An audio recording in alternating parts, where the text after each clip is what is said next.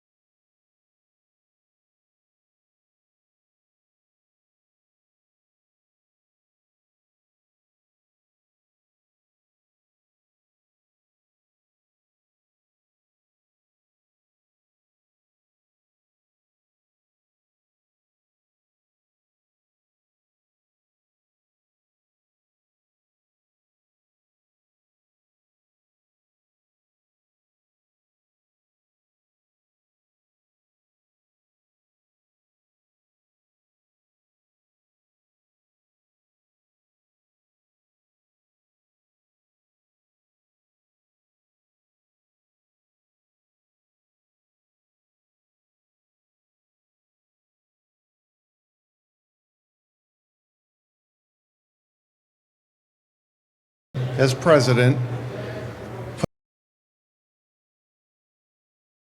and if you don't, I'd like to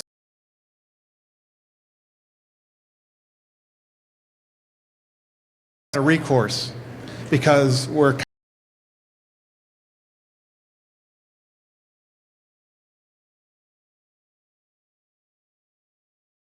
Yeah, no, it's a really good point. And first off, I have. So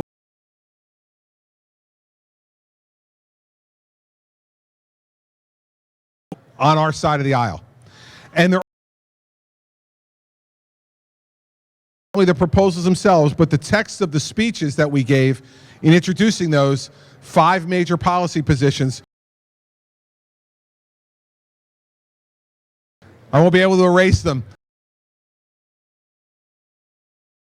Okay? I mean, Mrs. Clinton, successful for her.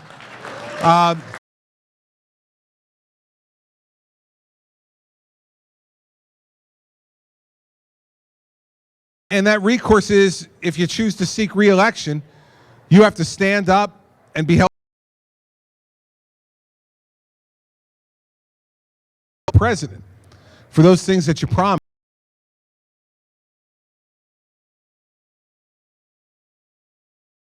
And whether you delivered or you didn't deliver. And stand up for that. I won the first time with. We only had a 2-way race, myself and a female Democratic state senator who had served for 18 years. And in one of the most Democratic states in the country, I got 61% of the vote for re-election. I think the people in New Jersey spoke loud and clear about the fact that I did what I said I was going to do, and they wanted me to do some more of it, and that's what we're doing now. I'm happy to be held to the same standard when I'm President of the United States, and I think you should hold me to that standard.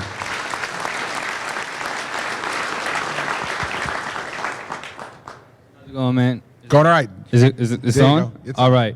My name is Brendan. I'm a service leader serving with City New Hampshire. We're based in Manchester, and I have a very, very strong passion for service because I know how important it is. And when I do go into the school systems, we work. I serve in B Street School. I know how important it is to teach young children the importance of not just educational value, but the value of being a good human being. And my question to you is, as far as service goes, if you are elected as president, will you fight to expand the opportunities for young Americans to serve, and not only just with AmeriCorps, but any program or any national entity that involves service? And what is your plan to do so? The answer is yes, and we've already put this out. It's part of our educational reform package. And what we're saying to folks who have gone to school, and one of the biggest problems we have in this country is the accumulation of student debt. And families and students are accumulating enormous debt to get a higher education, many in the 6 figures. So one of the things I've said is I want to expand national service to across the board, not only national but local community service that will allow you then to work off those student loans. So that instead of having to pay those student loans to take a mortgage that you'll be carrying around with you for 10 or 15 or 20 years, that will really have a hard time allowing you to buy a home, buy a new car, get married, start a family. Give you as an option national service to work off those loans for a period of time.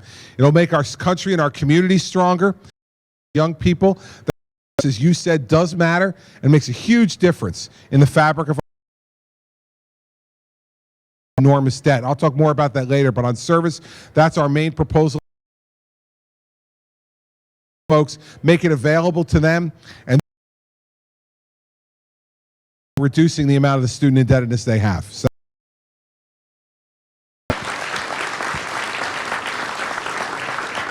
yes, sir, up. We'll see what we're going to do. There we go. Thank you. Thank you, Governor, and welcome to New Hampshire, and pleasure to meet you.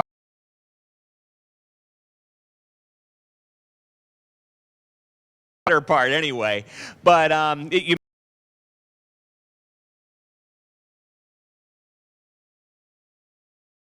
about the wealthy few and a lot of these corrupting influences in Washington. Yeah, well, first thing is president who's not susceptible to it. The politician, I've learned this over time. The only way you can be You must learn to become a professional integrator. Here's what I mean. We have to raise money to run these campaigns. There's no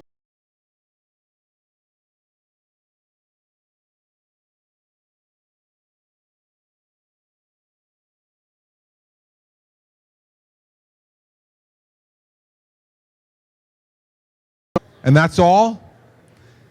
But then all these super PACs show up.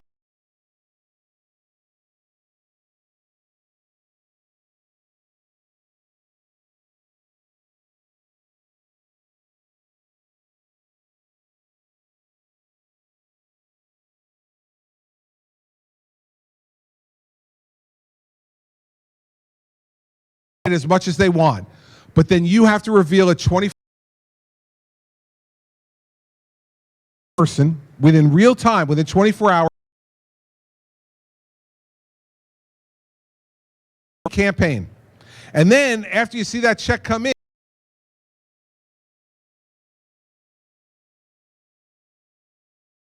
where I just got a lot of money from somebody, I don't want taxpayers paying campaigns. Some people want public financing. I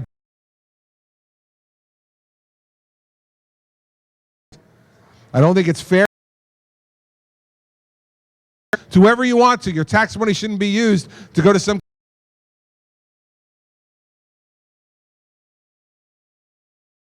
you don't support. So if we're going to let's let people donate. Let's reveal it in 24 hours. That kind of transparency. That kind of transparency. You being able to make the judgment you really want to make. Which is, am I in the tank for somebody or aren't I? That's what you really want to know. You want to know. Pay to play and revolving door of love. Well, on pay to play, you really do much ways to donate money in other ways. Money finds its way. Revolving door, I think, is much different. I mean, listen, you serve in government, there should be a long period of time where you don't come back and lobby that government. Doesn't make any sense for that to happen. The revolving door should end. If you want to serve, that's fine. You want to go out in the private sector then and get a new job, great. But lots of people leave my administration. But they shouldn't go back and be lobbyists and be lobbying the very people they were having lunch with, you know, a week earlier. Doesn't make any sense, and we should end that. Doesn't make any sense.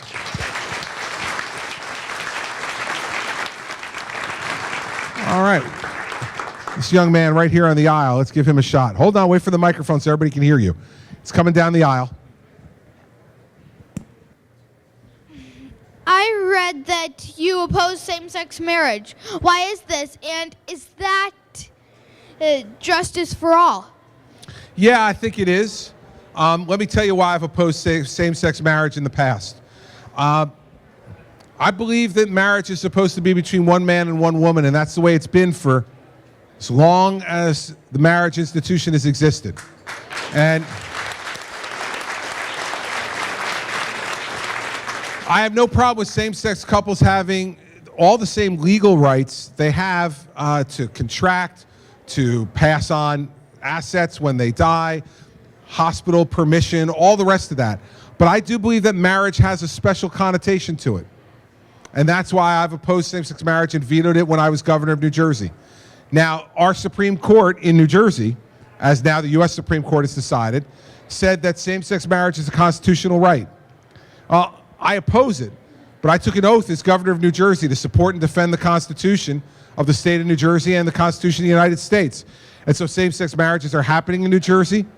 I've done nothing now since that time to stop it because my oath requires me to make sure that the law is followed. And so we can all have personal feelings about it, go back and forth and have our arguments about it, but then when the issue gets resolved, we need to enforce the law. And the law has to be enforced in our country. I've done that in New Jersey, despite my personal opposition. And that's where the justice part comes in. That's where the justice part comes in. Yes, sir, right there. 25 years ago, I lived in China. I saw factory after factory go on ships, equipment, machinery, a lot overseas. In the last 25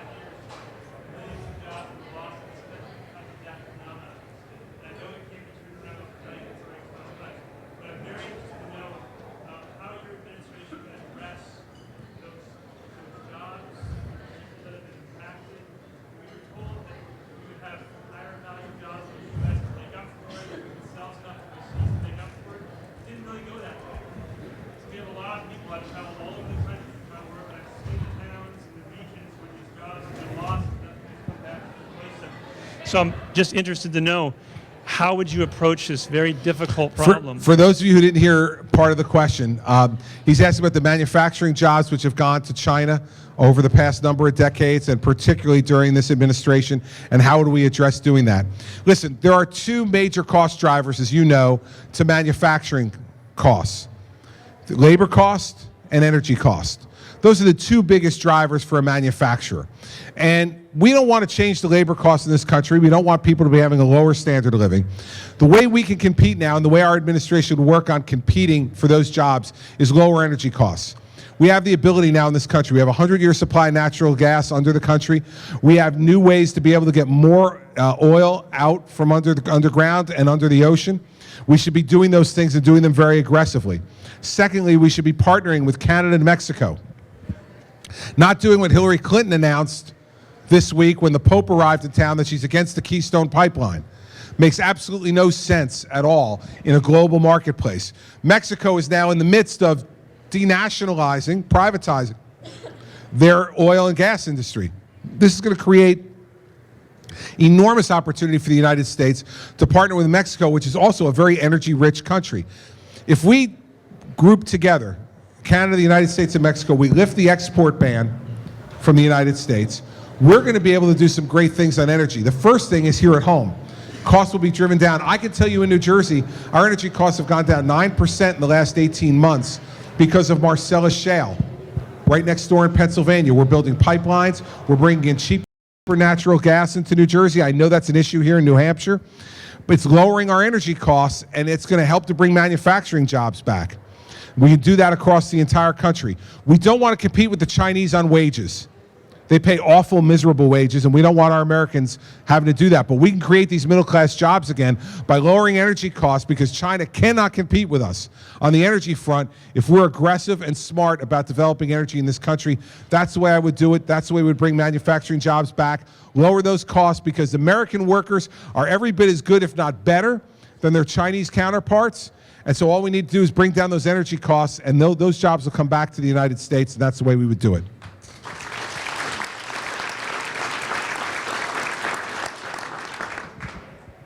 Thank you.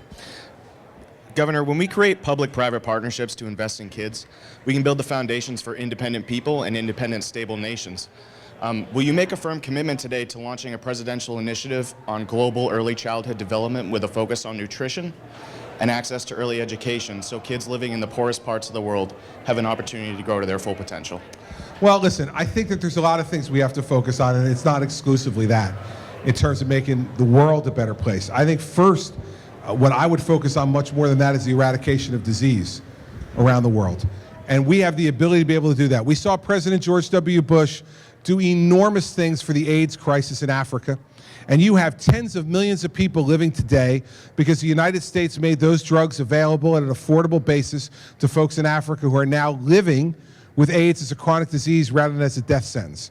We're doing the same things with malaria, and the person who runs the malaria effort for the United Nations, funded in large extent by the United States, is a guy from New Jersey, a guy named Ray Chambers, who has been leading that fight. And we have lowered the malaria level in Africa by multiples. Again, saving lives. I think we first have to deal with the saving of lives from chronic disease that can be cured by medicines that we have available here in the United States, but we're not making available and affordable to folks in places like Africa and other parts of the world. And so for me, my first priority would be that in terms of what we do around the world, is the eradication of disease. If you don't do that, what you're suggesting, while important, will reach fewer and fewer people, because there will be fewer and fewer people who could benefit from the nutrition and the early childhood education. And early childhood education, we need to work at home first. Because I know that there are cities, in particular, throughout this nation, where our children are falling further and further behind. And so if we were going to make a big investment in early childhood education, candidly, I would do it at home first before I would do it around the world. We need to attend to our students here in the United States so they're competitive around the world. Yes, ma'am, right there. You go. Someone's coming right from over here. Hi. Hi. My question is, the labor force participation rate is the lowest it's been in years. Why do you think that is, and what do you plan to do to combat that? All right, the labor force participation rate. This is a woman who obviously knows her Department of Labor statistics. For those of you who don't know what that is essentially the percentage of the American people who are eligible to work, who are actually either have a job or are actively looking for a job. And it is the lowest it's been in decades. The reason I think that is because people understand that this economy stinks. And that this president, despite the fact that he trumpets recovery, it's the worst recovery we've had from a recession in the post-World War II period. And people are discouraged. They're discouraged. And it's not just people who have lost their job and haven't been able to find a new one. I'll tell you who else is discouraged. Our college students are discouraged. Now, Mary Pat and I graduated from the University of Delaware in the mid-1980s. And in the mid-1980s, Mary Pat and I weren't wondering about whether we were going to get a job. It was going to be what job were we going to pick, which was the best one to forward what we were interested in and to forward our financial and career success. We now have our oldest son who just started his senior year at Princeton. Significantly better place than his mother and father went. And yet I will tell you that he and his friends complained to us last year about how hard it was for them to even find summer internships where they were going to work for nothing. And they're scared about whether they're going to be able to find a job. Now, these are 5 young men who are going to graduate from what's considered to be one of the best universities in the world. And yet they're worried about finding a job. The labor participation rate is at its lowest level because no one has confidence who's out of work or about to start work that their efforts will get them a job. And we need to change that around in this country by seeing growth not at 2 or 2.5%, but growth at 4%. And that's why we put out our plan to completely change the tax code. You know, folks across this country feel like the tax code is rigged for the rich. And you know why they feel that way? Because it is. It is rigged for the rich. And all these different loopholes and deductions are rigged for folks who have a lot of money. Most people in this country use the standard deduction on their tax return. And if they use itemization of their deductions, the two they use the most are mortgage interest deduction and the charitable contribution deduction. Most of the rest of them don't mean much of anything to them.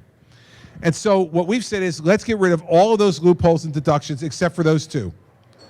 Your home mortgage interest deduction and your charitable contribution deduction. What that'll allow us to do is to drop the rates and only have 3 rates. Make the high rate 28%, make the low rate 8%, and have the rate in the middle be something we can negotiate, 10, 11, 12%. What that'll do is 2 things, really 3, but 2 and 3 are connected. On the growth side, it's going to allow people to be able to know that everybody's paying their fair share. And they're going to be able to keep more of their money and be able to invest it in creating growth, creating jobs in this country. Second, you'll be able to do your taxes in 15 minutes. I mean, it's how much did I make? How much did I pay in mortgage interest? How much did I contribute to charity? Here's the number. Multiply it times the bracket. Send my check and be done. All right? Imagine.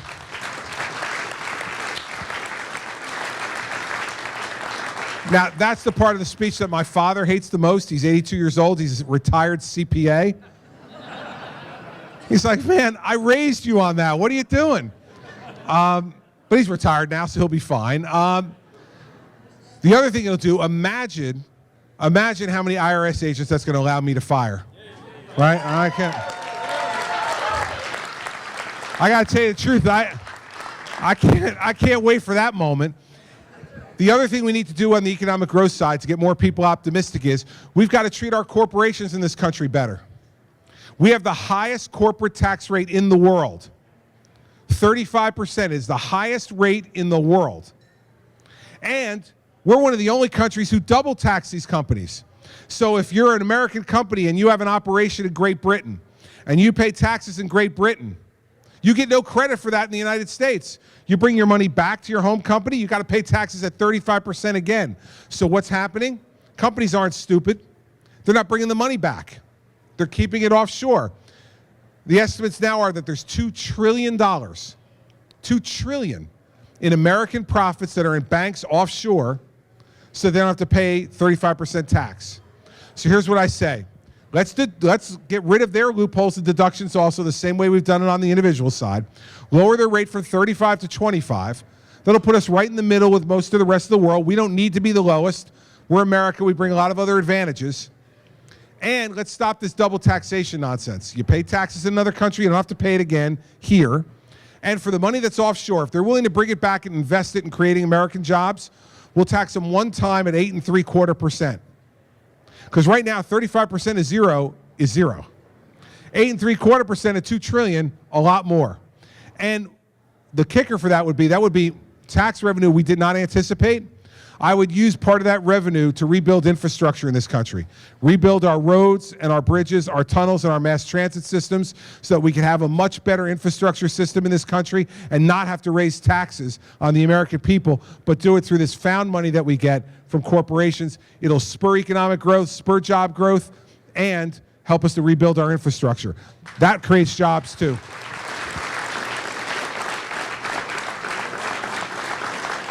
Get that gentleman right there. And I'm going to give you my microphone.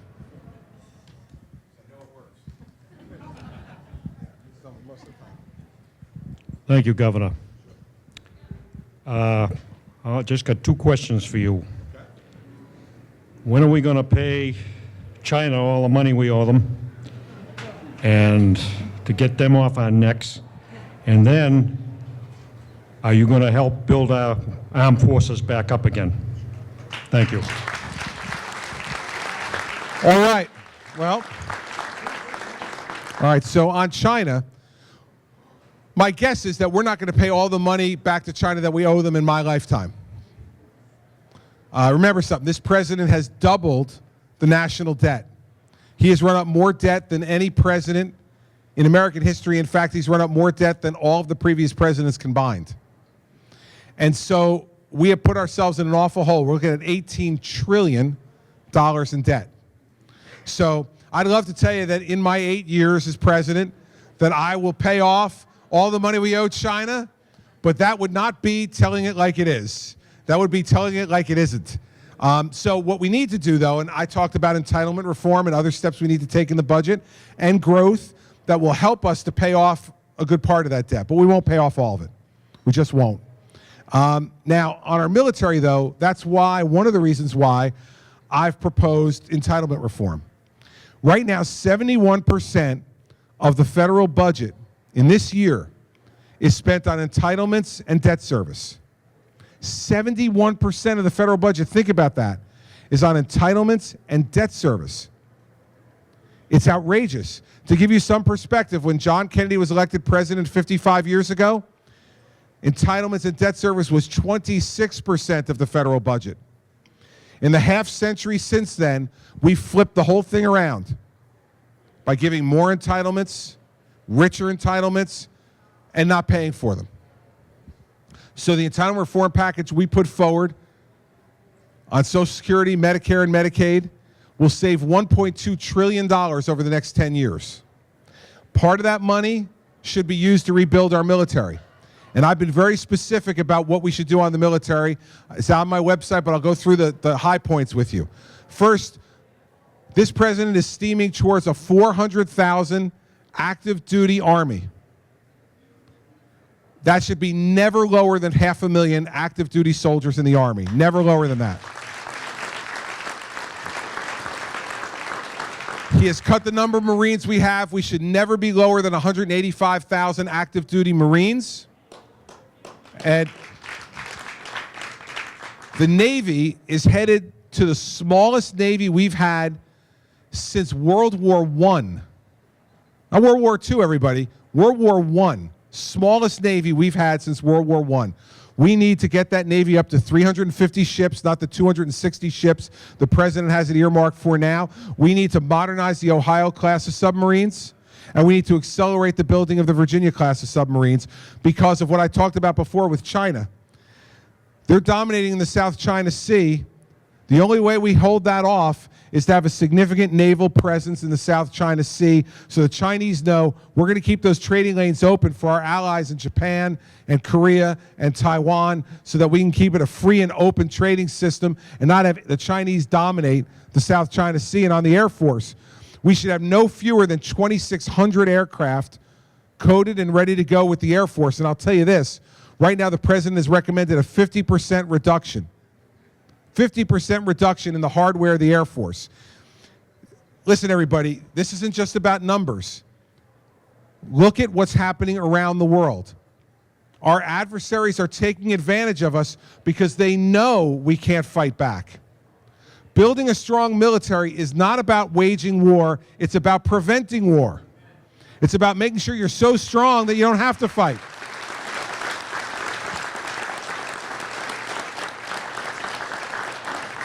And I have a message for all of the incredibly brave men and women in our armed services who are out there fighting for us today and training to fight for us in our service academies and in our camps and forts all over this country.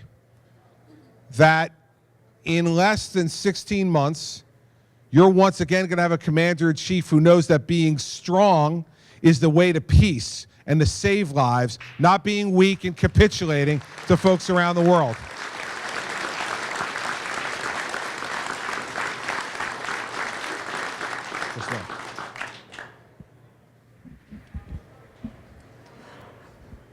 Republicans as a whole have been accused of reaching, and I'm looking around and I'm going to say, white middle class people. As a Republican candidate, what are you doing to reach our diverse nation? Because as we know, white middle class is shrinking.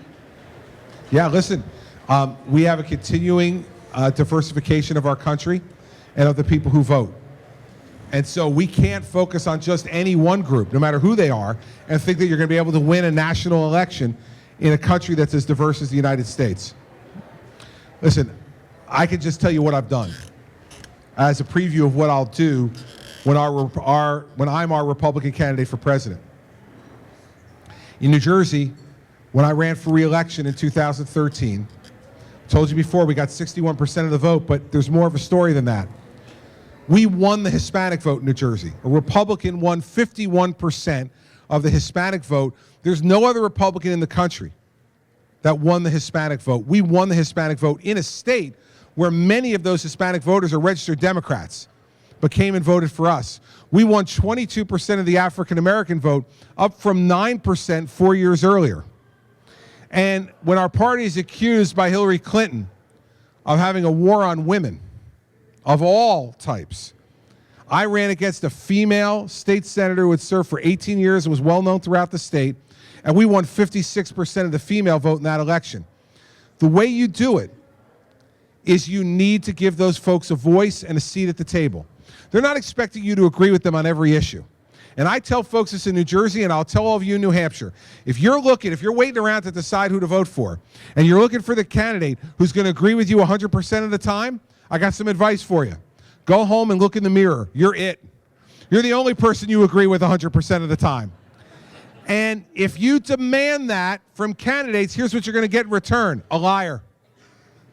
Because we don't want candidates who are going to look you in the eye and say, what's she want to hear? Let me try to figure it out. I'll say it, and then I'll pray to God she doesn't remember that I didn't do it based on that guy's question when I eventually get into office. We want candidates who are going to tell you the truth. And then you decide if I agree with this candidate enough to vote for him or her, or whether there's too many disagreements. But I didn't have to go to the Hispanic community in my state or the African American community and say to them, I agree with you on every issue. I don't. For instance, the Hispanic community in our state wanted driver's licenses for folks that are here in the country illegally. I said, absolutely not. That's a national security issue. I'm not going to give the single most important piece of identification that any state gives to someone who I don't know who you are.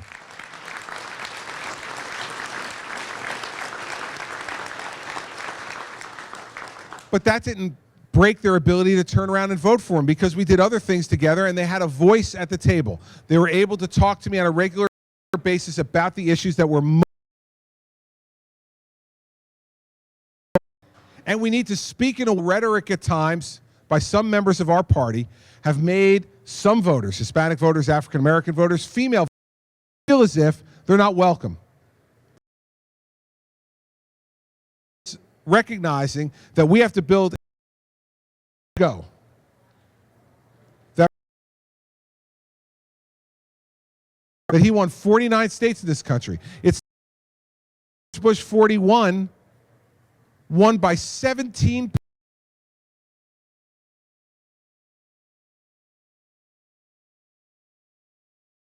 There's room for everyone, but we've got to give those folks a seat at the table. To speak to them in a way that is respectful.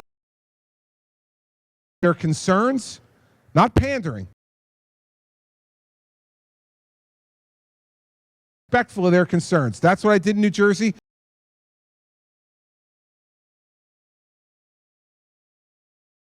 At the vote we did, and I'll vote in November of 2016, you all be able to go to bed at 8:05 on election night, man. Early, really early, and that's what we need for our country to bring them together.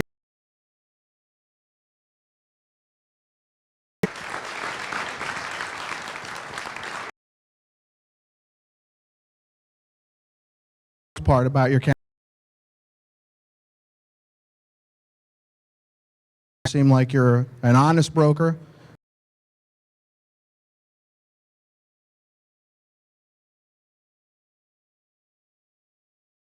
That, and I think a majority of people, the fact that you've done a tremendous job leading that state. When you to Washington, can you give us some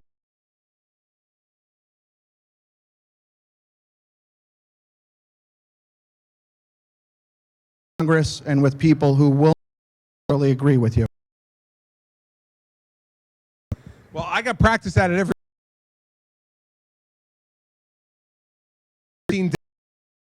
my lower house is 48-32 Democrat.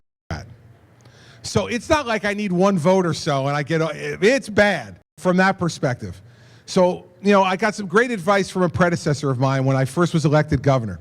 Governor Tom Kean, who was the chairman of the 9/11 Commission, and a former governor in New Jersey. I went to see Governor Kean after I was elected to ask him, because he worked with the Democratic legislature his entire time in New Jersey for his 8 years as governor. And I asked him, how do I deal with this? And he said to me, let me ask you a question. Who's your best friend? And I said, well, Mary Pat's my best friend. And he said, not anymore. He said, your best friend is going to be the state Senate president. You're going to do everything you can to make him your best friend. Now, let me tell you about the state Senate president in New Jersey. His name is Steve Sweeney, great guy. He is the president of the Iron Workers Local in New Jersey. So let me say, not a shy and retiring guy, okay? Someone who's used to speaking his mind. But I worked hard right from the time I was elected governor for us to develop a relationship. We go out to dinner together. We go out for drinks together. Every time he's in the State House and I'm there, he comes and visits. We sit and talk. Sometimes it's for 5 minutes about nothing. Sometimes it's for hours about really important things. But I got great advice from an old boss of mine, not Governor Kean, but another one when I was U.S. Attorney. He came to visit me in New Jersey from D.C., and I asked him, what are you doing after our meeting? He said, I'm going to New York to appear before the New York Times editorial board. I said to him, Jim, you're a Republican, you work for George W. Bush and John Ashcroft, and you're going to the New York Times. Do you have a death wish? What's wrong with you? And he said, Chris, you don't get it. I'm going to the New York Times editorial board because it's harder to hate up close. It's the best bit of advice I ever got politically. It had nothing to do with politics. It is harder to hate up close. It is an outrage that we read a month ago that John Boehner, who's been the Republican leader in the House since Barack Obama was elected president, was on Air Force One for the first time a month ago. For the first time. How is that possible? How is it not possible that you'd want to develop a relationship? So what I will do is a couple of very specific things. One is to do exactly with the Democratic leaders of the House and Senate the same thing I did in New Jersey. They're not going to agree with me on everything. They're going to say awful things about me in the newspaper, on television, all the time. I don't care. I got a very thick skin. No jokes about that. I'll warn you guys right now. I'm watching all of you. No jokes about that. But you've got to be willing as president, as the leader, to put that aside and bring them into a room and say to them, we have problems to solve for this country. We need to solve them together. What are your ideas? Here are mine. Let's try to find some common ground. Second, you got to tell them what you're unwilling to compromise on. They need to know the limits of it. You know, because if they don't, they'll grab for more and more. That causes disagreements and problems. So you need to be very clear about the things that are non-negotiable. And that list can't be everything. Right? I wake up every morning in New Jersey knowing I'm not going to get everything I want. But think about it. With this way of doing business, we've cut spending $2 billion. We've reduced the payroll by 9,400 employees, which is over 15% reduction in employees. We have eliminated over 800 programs in the state budget. We reformed teacher tenure to now allow that if a teacher gets a failing grade in her evaluation or his evaluation, or 2 below average grades in a row, they can be fired. We've reformed the pension and benefits system that now forces public sector workers to pay more for their health benefits and their pension to give taxpayers relief, and we saved over $120 billion over the next 30 years. Those are all things we've done, more school choice, more charter schools, with a Democratic legislature. If I had told you I was going to do that in 2010, you would have believed it was impossible. But it became possible because we compromised on things we could compromise on. Is it everything I wanted? No. Have I gotten every person on the Supreme Court I wanted to get? No. There's been certain things that hasn't worked, but a lot have. And you've got to be willing to understand that what Ronald Reagan said is right. He said the guy who agrees with you 80% of the time is your 80% friend, not your 20% enemy. And in Washington right now, everyone sees each other as an enemy. Only the president can change that. I've had experience doing it. I'm battle tested in New Jersey, believe me. The New York Times is in my gaggle of press every day, man. I am battle tested. That's the kind of person we need in Washington, D.C. That's the way I'll do it.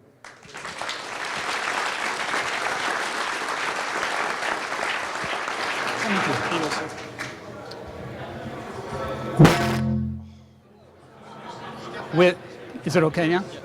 With the current situation on our southwestern border with our immigration problem, how do you compare that with the current immigration refugee situation in the various European countries and how they're handling it?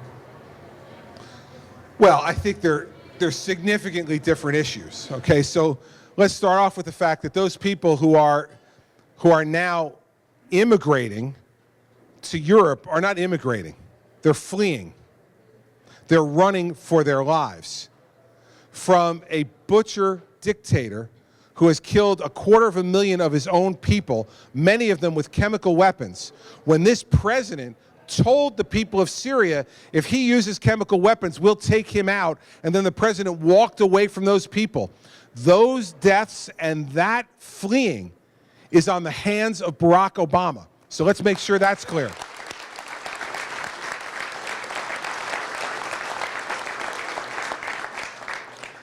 Now, on the southern border, what we have is a failure of government in a different way. We have not done, not only at the southern border, but by the way, at every one of our airports, we have not done the job that we're supposed to do as a sovereign nation, which is to control our borders. So I have a 5-point plan to control our borders that I think is practical, doable, and effective. I'll go through them with you real quick. Number one is, in the most urbanized, most populated areas along the southern border, we should build a fence or a wall in those areas. Now, please, let us not build a 2,000-mile wall along our entire southern border. It won't work. It's too expensive. It's unnecessary. And one last thing. I've met the president of Mexico twice and had extensive meetings with him. I don't care who asks him. He's not paying. I don't care how nice he says it, how much he threatens, anything else. It's not getting paid for by the Mexicans. The Americans will have to pay for that 2,000-mile wall that will not be effective and we don't need. But in the most urbanized, populated areas where there's lots of people, having walling or fencing makes some sense. Second, we need to get FBI, DEA, and ATF agents in bedroll. At interdicting drugs and guns. Not our Border Patrol agents who are not trained in those areas. FBI, DEA, and ATF. Let's get them. Let's start using electronic surveillance. Let's use drones with cameras, and let's use stationary cameras in those areas to let us see if there's an influx of folks.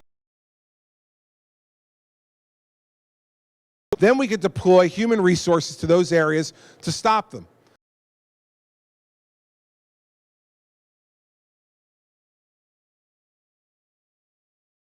Our airports. The fact is that 40% of the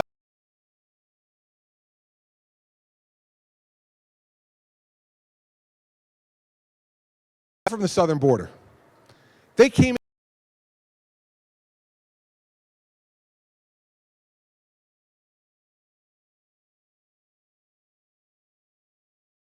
Federal Express can track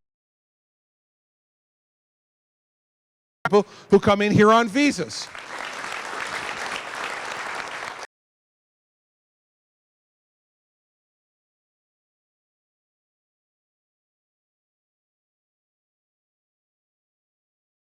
Chips in people who come here. Of course not. We don't need barcodes, we don't need chips. We have these.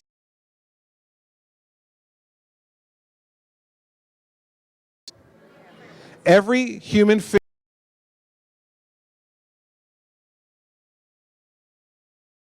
to the person who has it.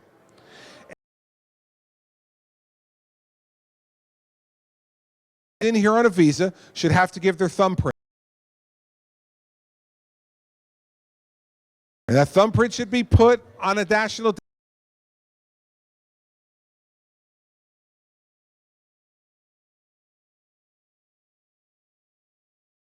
It pops up on the computer that you have overstayed.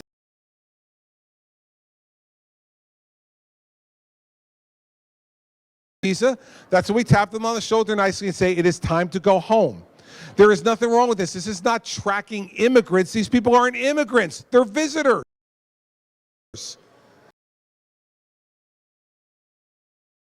It's like somebody comes to your house for Thanksgiving.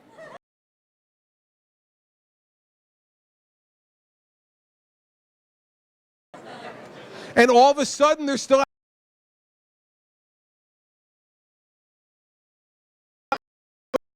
It's supposed to work. If you're a visitor, and then you leave. That would solve 40% of the problem. And if Federal Express could do it, the United States government should be able to do it.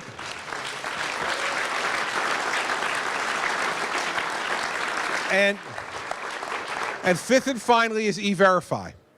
Let's remember why the folks, let's take the 60% now, who come over the southern border. Let's remember why they come. Unlike what Hillary Clinton thinks, they're not here to vote. They're here to work. They want a job. If we make every employer in America use E-Verify, then you cannot hire someone who is not here legally. And if you do, my suggestion, our recommendation is that the fine is double the amount of money they made off the person they hired. That would get business squared away real quickly. And the businesses in this country own part of the responsibility for the illegal immigration problem, because believe me, if people didn't think they were going to get a job when they got here, they would not come. And those who can't get a job and come here will leave, because that's why they're here. You do those 5 things, we will secure our southern border, and we will stop adding to this problem. Those are the ways I would approach it. I think it's common sense. It's not fantasy. All those things are things that we can do that are affordable and that we should be able to do. They're not a 2,000-mile wall where, you know, I've never found a human being that couldn't get over, under, or around a wall if they're really, really determined to do it. So let's not kid each other. Let's not engage in that kind of fantasy. Let's get real solutions to these problems so that we can put this behind us and start talking about growing our country, growing our economy, and defending our national and homeland security. Those are the things we should be talking about.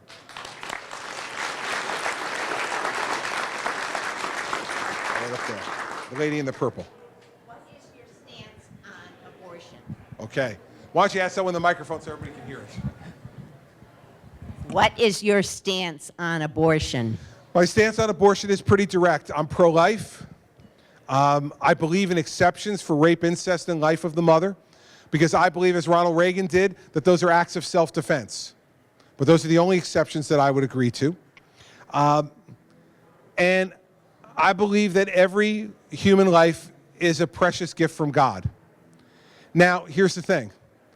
As Republicans, we need to broaden the definition of pro-life. You know, the Democrats try to get us into a box here, and they try to say that we're pro-life just for the time that the child's in the womb. We can't be just for that time. By the way, that's the easiest time. Now, that's, of course, coming from someone who's never been pregnant. But they haven't done anything to disappoint us yet. Life is precious, every minute of life. We've got to be pro-life for the 16-year-old drug addict on the floor of the county lockup, because that life is a precious gift from God too. And we need to give that person treatment and an opportunity to recover from the disease that they have and bring value back to their life for themselves and for their families. We need to be pro-life for the elderly person who some in this country believe should be able to have assisted suicide. I don't believe that that should be done to our elderly. I think God should determine when it's our time to move on, and not folks who want to help someone commit suicide. So I think that part of the way we get in the box about this issue is we only talk about those 9 months. It is compassionate and uniquely American to value every human life from the moment of conception to the moment of natural death. Our Constitution talks about the protection of life. And we need to continue as Americans to talk about it in a much broader way. And I will tell you this. This was a position that I came to 20 years ago as a young father. And, you know, Mary Pat and I were expecting our second child, Sarah. And at that time, I was kind of just a guy who didn't really care about the abortion issue much. Didn't matter to me. I knew we'd never have one, so it wasn't a big issue to me, and I didn't think that it was something that I needed to be concerned about. But we went, Mary Pat and I were both working at the time, so we met at the doctor's office in the middle of the afternoon for her checkup at 3 months. Now, she wasn't showing at all at that point, and she started the exam, and the doctor took the Doppler and put it on Mary Pat's abdomen. And at 3 months, I could hear that heartbeat as strong and as true as any of my own heartbeats. And I was driving back to work that day, and I said to myself, you know, I've never thought about it that way. But how could I say that at 3 months, that's not alive? I heard the heartbeat. That's my child. And it was at that moment that I had my epiphany, and that I knew that I had to be talking about this, not only in our family, but as a public figure. And so I'm proud to be pro-life, and I will stand up for every life, because every life from conception to natural death is a precious gift from God, and we have to stand up for it.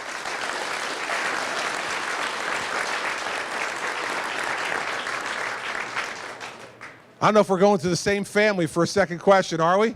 We're homeschoolers, and we're visiting all the Sure. candidates, and the kids are researching, asking. All right, go ahead. Let's see what you got.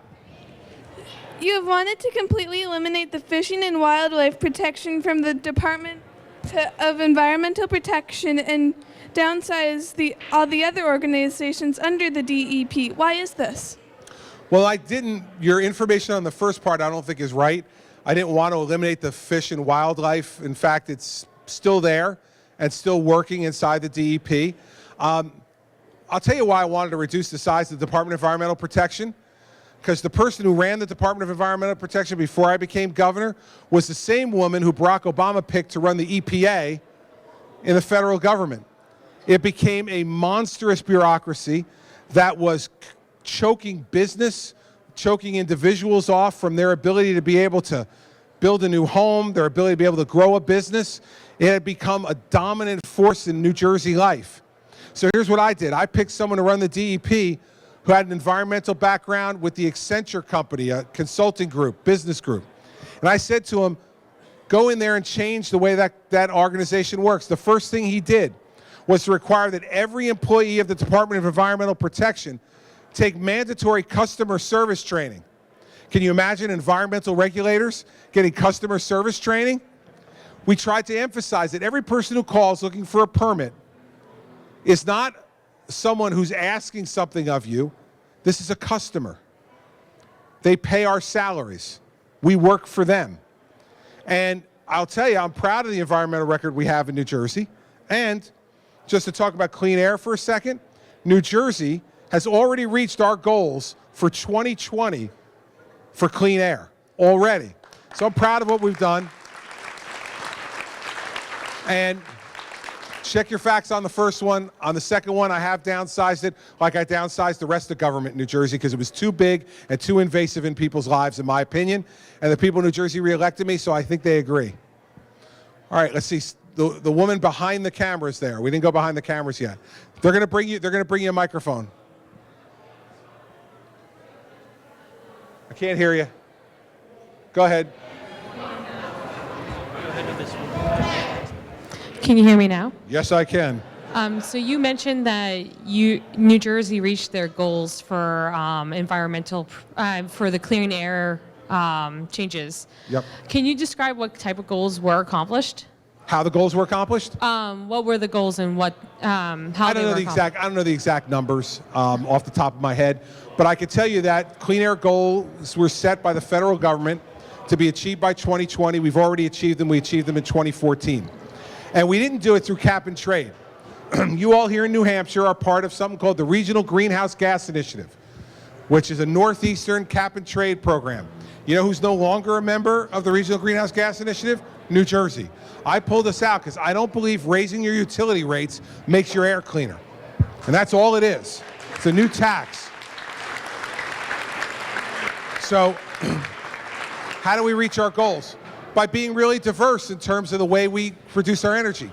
53% of New Jersey's electricity is produced by nuclear power. 53% by nuclear power.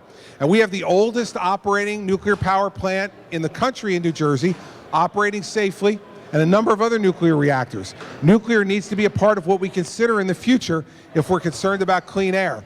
Secondly, we are now in the process of building 4 new natural gas-fired plants, a cleaner burning fossil fuel, which is helping us. Third, and this is the one you'll win the bet on tonight if the people over playing pool aren't listening, go up to one of them later and say, who are the top 3 solar producing states in America? The first 2 they'll probably get, California and Arizona. Lots of sunshine out west, you'd probably guess that. Number 3, the Garden State of New Jersey is the number 3 producer of solar energy. How did we do that? Because we partnered with the private sector to make solar energy affordable.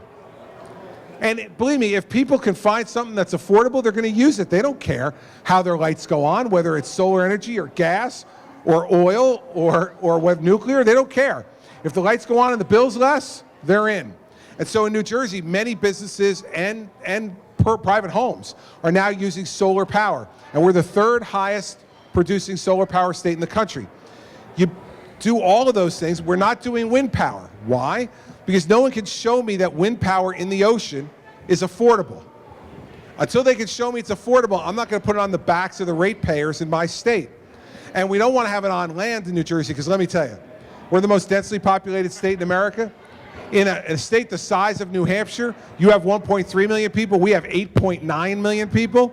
We start putting windmills there, people are going to get very cranky. And we're cranky enough in New Jersey, so we don't want to do that. That's the way we've reached our goals.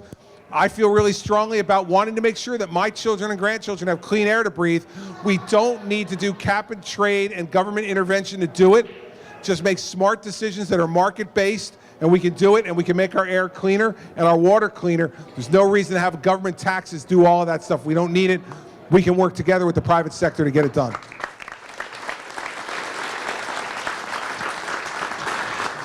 I'm a little confused on this situation about sanctuary cities, like that woman who got murdered in San Francisco. I guess there's 300 across the United States. There's probably a handful in New Jersey. There are. And well, first of all, how is that formulated? How was that created in the first place? And what would you do as president to eliminate sanctuary cities? The question is about sanctuary cities. For those of you who don't know what sanctuary cities are, they're places where the mayors and council in those particular towns or cities have decided that they will refuse to enforce immigration law, federal immigration law. It'd be very simple. We need someone who knows how to enforce the law in the Oval Office. We haven't had that for the last 7 years. I spent 7 years as a federal prosecutor. I know how to enforce the law, and I'd be very simple on sanctuary cities. I would become president, and I would tell those mayors in those 300-plus cities, you have 90 days to begin to enforce the immigration law, and if you don't, we are going to withdraw any federal aid that goes to your cities.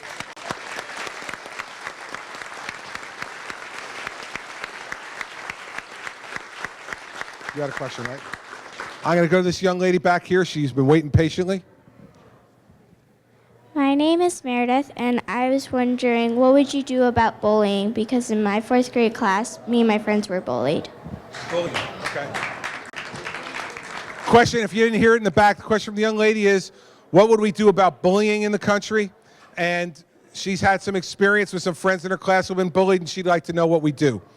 Well, in New Jersey, we passed the first in the country pretty strict rules on bullying to make sure that everybody, teachers, administrators, and schools understood what the rules were and had rules to enforce. I think that's really important. But then you got to enforce those rules fairly, and everybody's got to live by them. And parents need to understand that they're part of this too. That, parents know when you come home and you're unhappy. We know when you've had a tough day at school. We need to be talking to our children. Government can't do this by itself, and it shouldn't. Moms and dads have to be involved in this. Bullying can lead to some really awful things, as you know. And we need to make sure parents are involved and are not only talking to you, but are talking to your school, too. And sometimes kids don't want their parents to talk to the school, right? Because they don't want to be embarrassed. Say, well, don't tell the principal, don't tell the teacher, because I don't want my friends to be mad at me. I don't want to get in trouble. So you have to be part of the solution, too. You have to tell your mom and dad when something like that's happening. It sounds like you did.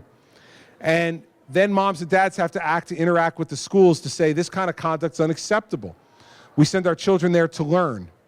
And that kind of environment doesn't help you to learn. But as president, there's nothing I can do by myself. We all have to work together to do it.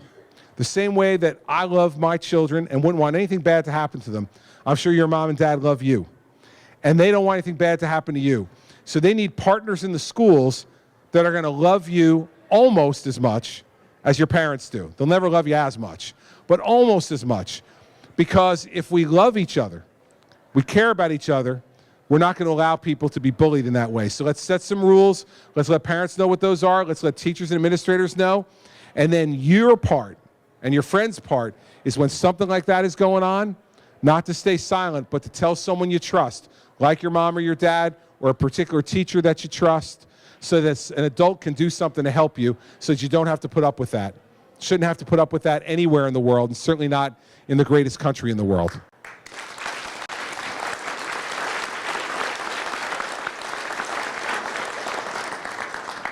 I'll give him mine. Thank you. First, I'd like to say welcome to New Hampshire. My name is David. I'm LHS class 67. I'm a Lancer, and I'm glad to have you here. Thank you very much. I'm also Air Force 1967 to 72, and thank you. And I'm disabled, and I've had care at the VA system since 1972. I will tell you that I've had care at Lyons, I've had care at East Orange. I've had care here at Manchester and in Boston, both major hospitals in Boston. My care has been exceptional, unbelievable. I'm so angry that what Congress has done with $10 billion by declaring the entire VA system broken. And it was not broken here. We had a 98% report card here. I can't get an appointment now since they went to Veterans Choice for 3 months. I saw a doctor in May for surgery. I'm still waiting for surgery because they put me in Veterans Choice. This Congress thought $10 billion would solve a problem, which is disgusting because you just don't throw money at it. You surgically find out which hospitals are broke and you fix them. The whole system is not broke. What will you do to fix the VA system?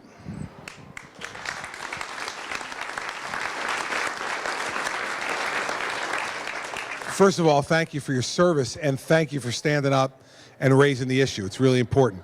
Listen, the VA has become a hospital system. It's a cabinet department that has become a hospital system. So with all due respect to the generals and the admirals of the world, what are we doing having generals and admirals be in charge of a hospital system? Now, they're bright men and women, but here's what I would do. I would go to the finest hospital executive in America, and I would say to that man or woman, I want you to give me 2 years of your life to serve the men and women who have served our country. Come in here and fix this hospital system the way you would fix it if you owned it and your shareholders owned it. And let's bring a person with that expertise in to fix the system, because you're right, I know, I've talked about this a lot up here. The veterans hospitals in New Jersey have done an extraordinary job for our vets in New Jersey. Both Lions and East Orange have done an extraordinary job. And our vets in New Jersey are very pleased with the care that they get. This is not something where we should throw the VA system away. We shouldn't. We need to fix it. And the fact is that the people who were in charge of it during the lying and the deception should have been prosecuted for what they did, and they weren't by this Justice Department.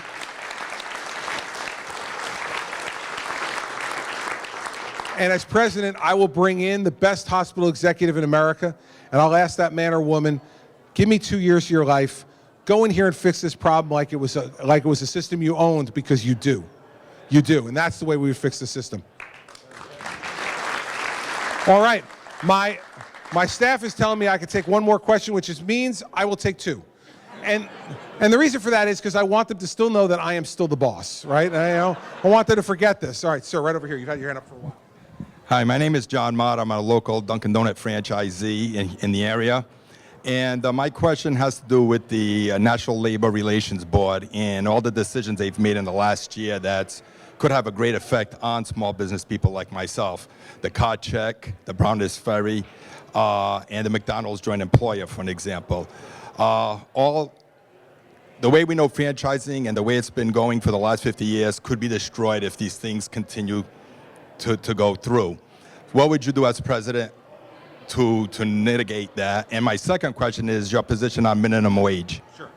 Okay, for any of you, because I know it's starting to get loud, he was asking about the National Labor Relations Board, all the decisions that they've made that are anti-small business and especially anti-franchise. And he's a Dunkin' Donuts franchise holder. I'll tell you what I did in New Jersey. Let's talk about regulatory scheme in general, then I'll get to the NLRB in particular. When I became governor of New Jersey, we had one of the worst regulatory messes of any state in the country. We had 8 years of Democratic governors and Democratic legislatures which thought they would solve every problem known to man just by regulating a little more in government. So the first executive order I signed, executive order number 1, was to freeze any new regulation from any department or agency of state government for 90 days. And to send my lieutenant governor out on the road to hold public meetings with small and large businesses throughout the state. And we invited Democrats, to your question, Democratic legislators to come to the meetings, to hear from business people directly about what the government was doing to them every day. And we asked them to give us their list of the regulations that were destroying their business, costing them jobs, and making it impossible for them to operate. Inside the first year, we got rid of 1/3 of all the regulations my predecessor put in place with the stroke of a pen.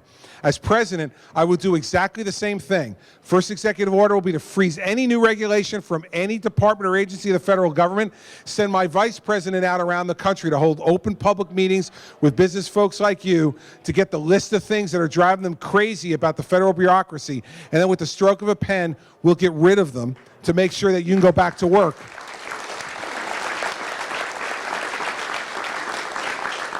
On the NLRB, the fact is that I will replace every Obama appointee I could find. I'll fire them as quickly as I can.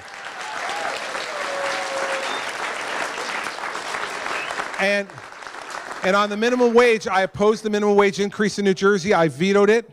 And here's what happens when you have a Democratic legislature, everybody. They sent a minimum wage increase that was big, $1.50 an hour immediately. And I said to them, it's too much for small businesses to bear right away. If you want to phase it in, we could talk about phasing it in. I suggested they phase it in over 3 years. They rejected that, and they amended our state constitution to include a $1.50 increase in the minimum wage and consumer price index increases every year in the minimum wage is now in the New Jersey Constitution. That's how frustrated I made some of these Democrats, that they wanted to amend the Constitution to do that. So as president, I just don't believe that we should be making those kind of decisions in that way. And we have to have some sensitivity. This lady's question about labor participation rate, we're never going to get more people back to work if we continue to squelch business. Who do these people think hires people? You know, it's like the president going all the way back to 2012 when he said, you didn't build it. That's their philosophy, everybody. But we know it's the small business people in this country who put the most people to work, and I will get them off their backs the same way I got them off the backs in New Jersey. Now,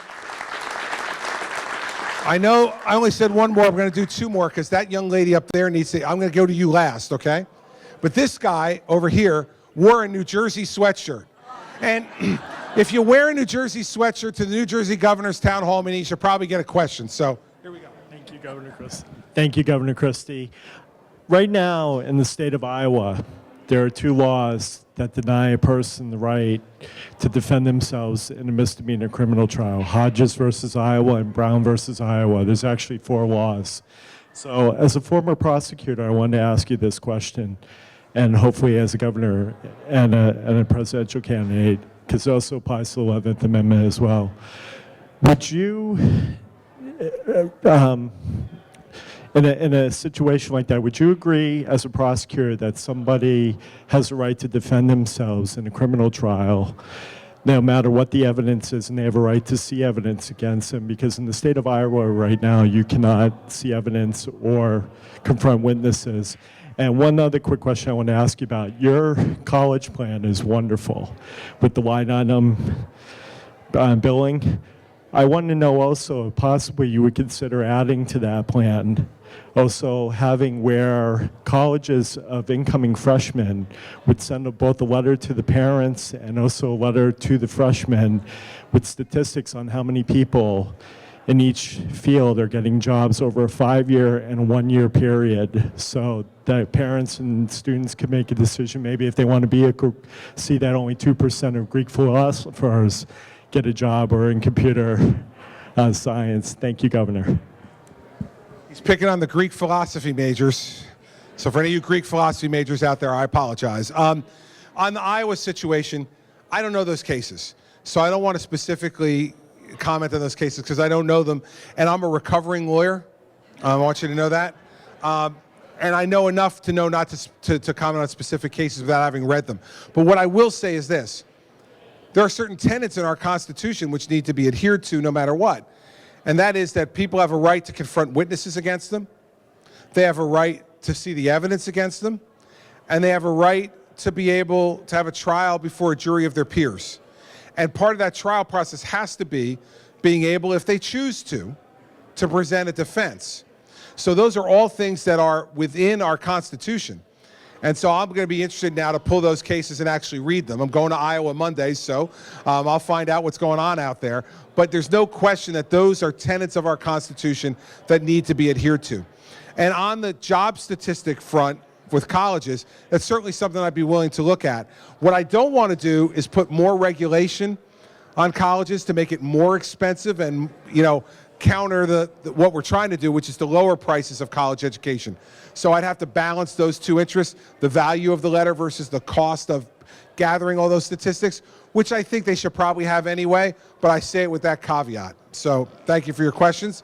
And we will end with this young lady in the pink who has been really patient. She's been raising her hand for a long time.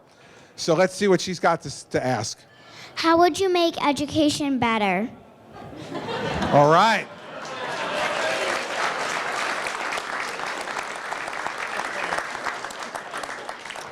What grade are you in?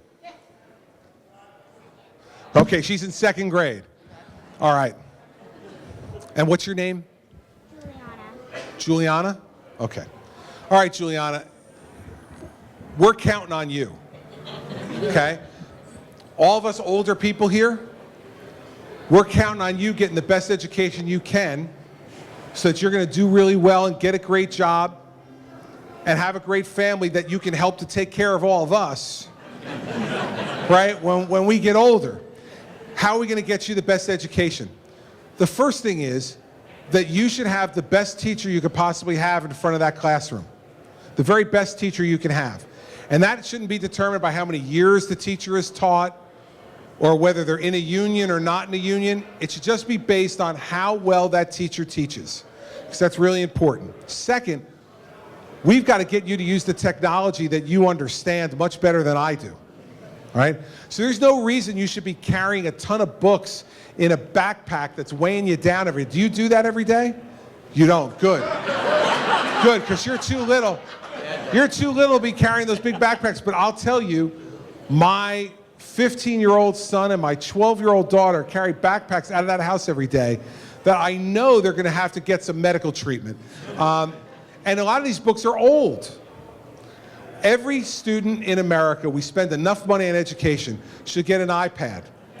And that iPad should be able to download off the internet the most recent copy of that text on whatever subject it is. And you carry that one thing to school with you every day. Don't lose it. But you carry that one thing with you to school every day, you'll be able to use that technology in a way that you understand much better. Third, we need to get that technology into the classroom too. You learn differently than I did. My kids asked me a few years ago, Dad, who was your computer teacher? Like, we didn't have computers when Dad was your age. So you learn totally differently. We need to get that computer technology into every classroom in America for you to learn in the way you understand how to learn best. Fourth, we got to make sure Mom and Dad are paying attention. Right? Got to make sure, because I know, probably not you, Juliana, but there are some kids who don't necessarily do their homework unless Mom and Dad remind them 3 or 4 or 5 times. Maybe don't do the reading you're supposed to do unless we're asking you about it. I'm sure you do it without even having to be asked. But there's some who don't. Parents need to be involved. Schools can be great, but if parents are not involved in the day-to-day of their education of their children, you can't do the best that you possibly can. Last, we need to give your parents choice about where you go to school. Your mom and dad are the best ones to decide where to get your education. And so if they want to send you to a parochial school, we should give them the choice to do that, because they pay a lot of taxes and they should get a voucher to send you to a parochial school if they want to.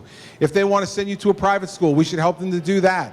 If they want to homeschool you, we should help them to do that. Whatever your parents think is best for your education, I trust your parents to decide what's best for you much more than you should trust the President of the United States to decide what's best for you. Mom and Dad, I like you a lot already, but Mom and Dad love you. And they're invested in making sure that you do the best you can with your life, because they want you to have a great life. And so that's the way we make education better. The last part of it, though, is up to you, because your education is only going to be as good as you. How hard you're willing to work, how seriously you're willing to take it, that you go to school every day, not looking for reasons not to go, not just because you have a little sore throat or something. You got to go. And when you're there, to pay attention to your teachers, do your homework, work really hard. If you do that, your mom and dad do what they're supposed to do, and we get out of their way and let them do the things they want to do as government, then you're going to have a great education and you're going to help to lead America and lead the world when you get older, Juliana. So that's the way we do it.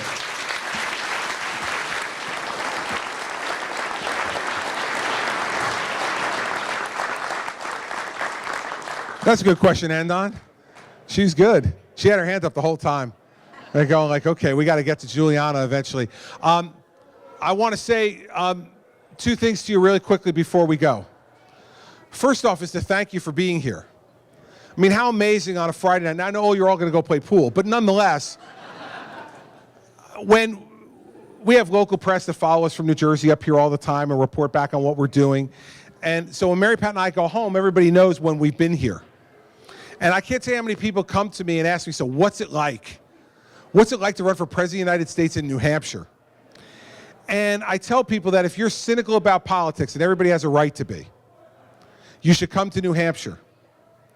We have hundreds of people here tonight on a Friday night for a town hall meeting if you don't believe that our country is the greatest democracy the world has ever known, come to New Hampshire and watch how seriously everybody in this state takes your responsibility. It's heartening. It's really great.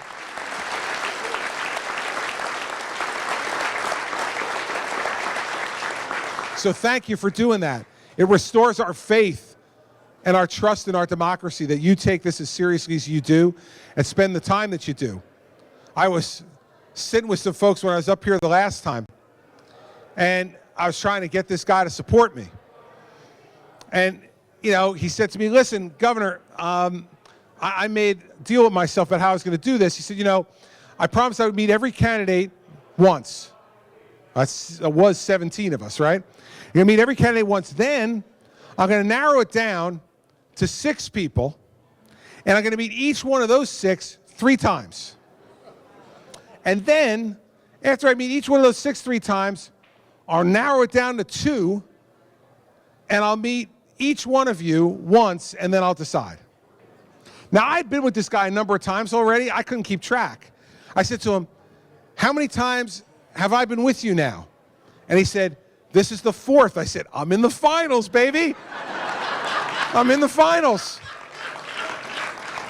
Only in New Hampshire, man, I'm telling you. Only in New Hampshire is this guy, he's going to see me 5 times, and I still may lose. So you all take this obligation and opportunity you have very seriously, and I thank you for doing that, and thank you for being here tonight very much. And last thing I'll tell you is this.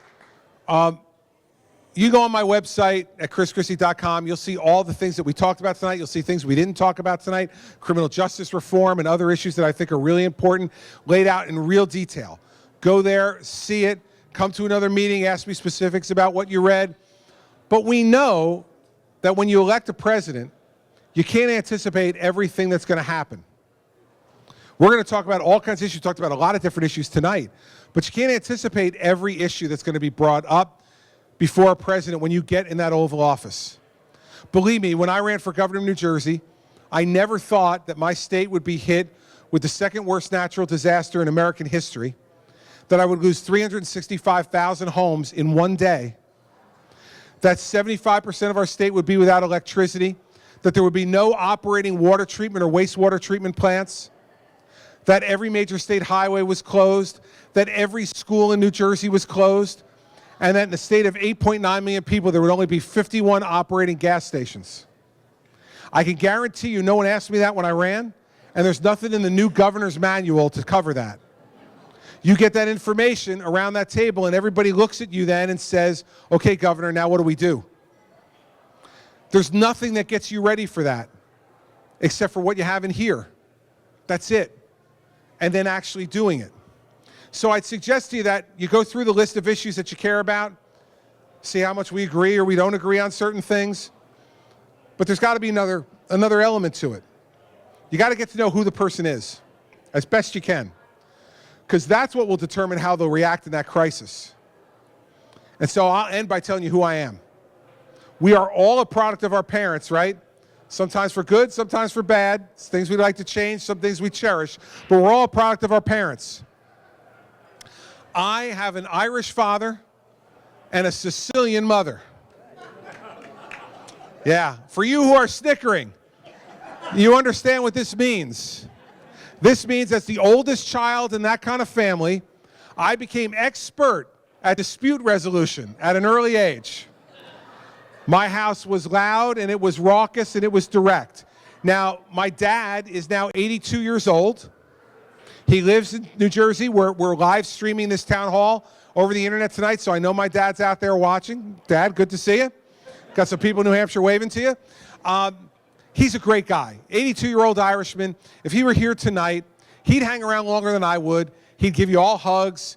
He'd tell you embarrassing stories about me growing up. He'd make you laugh. He's a wonderful guy. But with all due respect to my dad, in the automobile of life, my father was merely a passenger. My mother was the driver. Mom set the rules. She was judge, jury, and executioner. She liked that last part best. And her biggest rule in our house, and she had many, but the biggest rule in the house was there is no suffering in silence. Now, I think she set this rule because she used it the most. And every time she had a problem, we'd hear about it. And when we got older, got to be teenagers, and we could push back a little bit. We'd say, Mom, enough already, okay? I get it. Stop. She'd, no, Christopher, you need to hear this. I need to get it off my chest. There will be no deathbed confessions in this family. You're going to hear it now. And I can't tell you how many times she said that to me. And so she raised us to be the kind of people who put everything out there. She'd say, no suffering in silence, because if there's a problem, I want to help you solve it. If there's a sadness, I want to give you a hug. If there's a great thing happening in your life, I want to share in the joy.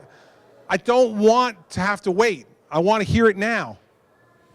And so, I said I had a Sicilian mother because my mom passed away 11 years ago. And she was a lifetime smoker. Started when she was 16 years old. And she was addicted to it. She tried everything. Patches, gum, hypnosis. She tried everything. She just couldn't quit. And finally, at 71 years old, she was diagnosed on Valentine's Day of 2004 with lung cancer. And for any of you who've gone through this in your lives with family members or friends, you know that that can be either a slow-growing cancer or a really aggressive one. And unfortunately, in my mom's case, it was very aggressive. And I was U.S. attorney at the time in New Jersey. And the end of April, I went out to California, to San Diego, for a national conference. And my brother called me out there, and he said to me, listen, we just had to put Mom back in the hospital. She's taking a real turn for the worse. And if you want to speak to her again, the doctors are saying you need to come home right away. So I took a red-eye flight home that night from San Diego to New Jersey. I landed in Newark the next morning. I got in the car and I went directly to the hospital. And when I got there, they had already started to give her morphine. And if any of you have gone through this with someone, you know that's the beginning of the end. They're trying to make them comfortable. So it made her kind of go in and out of things. So I was sitting by the bed for a while waiting for her to wake up. She finally woke up. And now, remember, she hadn't seen me for a week. I'd been away for a week. She turned and looked at me and she said, what day is it? I said, good morning, Mom. Good to see you. Yes, my trip was fine. It's Friday. She said, what time is it? I said, it's 9:30 in the morning. She said, go to work. And I said, well, Mom, I just flew all across the country to come and see you. I'm not going to work today. I'm going to stay with you. I'm going to spend the day with you. And she looked at me. She said, Christopher, it is a work day. Go to work. I said, Mom, what are you, afraid of getting your taxpayers' money's worth? Like, I'll make up the time. Don't worry about it. She turned and looked at me, and she grabbed my hand. She said, Christopher, go to work. It's where you belong. There's nothing left unsaid between us. Other than the birth of our 4 children, it was the most powerful moment of my life. My mother had taught me my whole life to say what was in your heart, say what you believed, and say it right now. She teased us there would be no deathbed confessions. She turned out to be right. There didn't need to be, because she had told me everything. All her grievances and her joy, she had told it all to me, and I had told it to her. And so I sat there at that moment, and I realized to myself that the way she taught me to be was right. And so I had no regrets. So I did as I was told. I got up, I kissed her on the forehead, and I said, all right, Mom, I'm going to work. And she said, good boy. And I got up and left, and that afternoon she went into a coma, and 3 days later she died. And it was the last time we ever spoke to each other. But I will tell you today that I have no regrets about it at all, because she lived her life and taught me to live my life the way she wanted to. And it allowed her to let me go. And it allowed me to let her go. And so now that Trump's in the race, I'm no longer the most psychoanalyzed politician in America. Apparently second now. But when I tell people in New Jersey to get the hell off the beach, or I tell some guy in an audience to sit down and shut up because he should sit down and shut up. But the press analyzes this endlessly. Why does he say those things? What does he do? Well, what makes him, why is he angry? What's going on? They don't need to wonder anymore. You don't need to wonder. It's her. It's her. That's it. This is the way she taught me to be. And so I know that if my mom were alive right now to see this circus that my life has become, she'd have lots of things to say, but I know there'd be 2 things she would say for certain. The first would be, so, running for President of the United States, Mr. Big Shot. Just remember something, I changed your diapers. I know who you are. Don't be different with me. Mom would want me to keep my head on my shoulders, despite everything that's happening in my life. And second, she would say to me, Chris, if you're going to ask these people to give you the most trust they can give to anybody outside their family, to allow you to be their president, you better tell them everything. You better tell them everything you think and you feel. You better do that. Because in a trusting relationship, that's what we do. And so that's the way I'm going to run this campaign, everybody. And I'm making you lots of different goals and promises that are on that website. But here are the 4 that I'm going to give you before I leave that are completely within my control and that you can guarantee I will do if I'm president. First thing is you'll never have to wonder what I'm thinking. You'll hear it. You'll hear it loud and clear. Second, you'll never have to wonder how I'm feeling because you'll see it. I don't hide it well. And you'll know how I'm feeling. Third, you'll never have to wonder what I'm willing to fight for because you'll watch me fighting every day for the things that I care about. And you'll never have to wonder how hard I'm willing to fight for it because I would not be in this race if I were not willing to fight as hard as I had to restore this country to the good people who pay the bills, who play by the rules, who pay the taxes, who raise their children, who work hard, and who feel like this country is leaving them. I'm going to fight as hard as I can to drag that country right back to those people, and you'll see me do it each and every day. So thanks for coming tonight. I appreciate it very much.